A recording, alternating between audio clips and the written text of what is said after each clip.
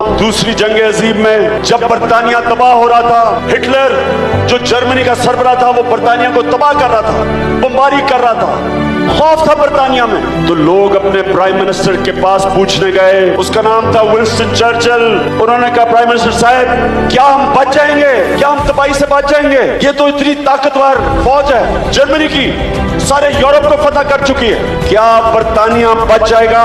उसने कहा कि मुझे ये बताओ, क्या हमारी अदालतें इंसाफ दे रही हैं? उन्होंने कहा दे रही हैं। उसने कहा, क्या हमारी अदालतों पे और इंसाफ के निजाम पे आपको इत्मीनान है? उन्होंने कहा जी है। तो उसने कहा, कोई दुनिया की ताकत हमें तबाह नहीं कर सकती।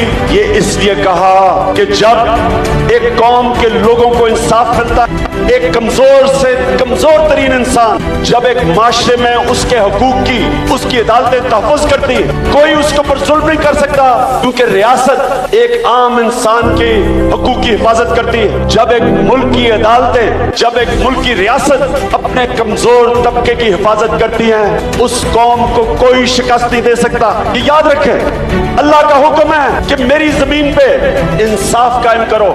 ये है वजह कि पाकिस्तान एक अजीम मुल्क नहीं बन सका। कमजोर के लिए एक कानून, ताकतवर के लिए एक कानून।